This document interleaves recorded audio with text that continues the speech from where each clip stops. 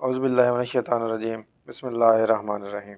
آپ کی خدمت میں حاضر ہیں مفتی نعیم صاحب کی دولت کے حوالے سے ایک قصہ لے کر۔ قصہ کیا حقیقت ہے؟ مفتی نعیم مرحوم جامعہ بنوریہ کراچی کے محتمم تھے۔ ان کے مرنے کے بعد سندھ ہائی کورٹ میں سرکاری طور پر ان کی جائیداد کا تخمینہ جاری کیا۔ ان کی جائیداد اور پیسوں کے بارے میں اب کوئی ابہام باقی نہیں رہا۔ پاکستان کے ایک نامور عالم اور جامعہ بنوریہ ٹاؤن کراچی کے محتمم مرحوم مفتی نعیم کے فرزند اپنی والد کی کمائی کے بٹوارے کے لیے کورٹ گئے۔ عدالت نے حکم دیا کہ مولانا کی کل آمدنی کا تخمینہ لگایا جائے۔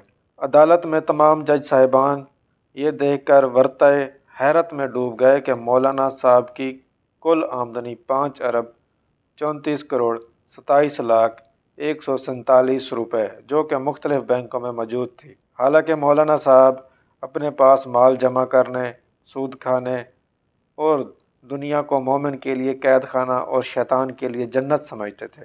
موصوف کی یہ بات علاقہ میں کافی مشہور ہوئی تھی جب پچھلے سال انہوں نے قربانی کا جانور اس لیے نہیں خریدا تھا کہ میرے پاس پیسے ہی نہیں ہیں۔ قبر میں جانے سے پہلے بدن کے کپڑے تک دنیا میں رہ جانے چاہیے۔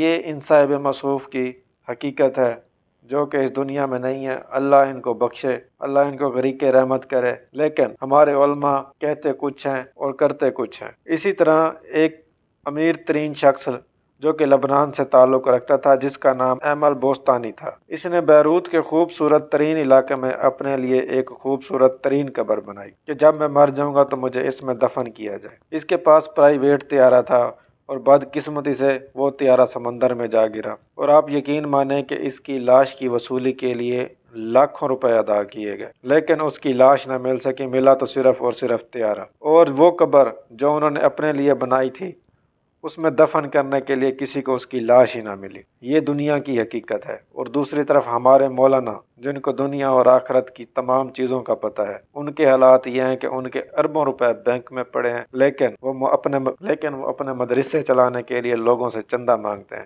اسی طرح برطانیہ کا امیر ترین ایک شخص راڈ چائلڈ جو کہ چیختا رہا، چلاتا رہا، اتنا چیخا، اتنا چلایا، لیکن وہ بھوک اور پیاس سے ہی مر گیا، اور آخر کار اسے اپنی انگلی کاٹ کر دیوار پر لکھنا پڑا کہ دنیا کا امیر ترین شخص بھوک اور پیاس سے مر گیا، اور اس کی موت کا لوگوں کو ہفتوں تک علم ہی نہ ہوا۔ یہ ایک دو واقعات ہیں دنیا سے رخصت ہوئے لوگوں کے جو ہمارے لیے سبق ہیں کہ ہم آگے کیا بھیجتے ہیں۔ دنیا سے رخصت ہونا مستقبل کا سب سے خطرناک واقعہ ہے، لیکن ہم اس کا مفہوم نہیں سمجھتے کہ کب، کیسے اور کہاں۔ والسلام، ملتے ہیں اگلی ویڈیو۔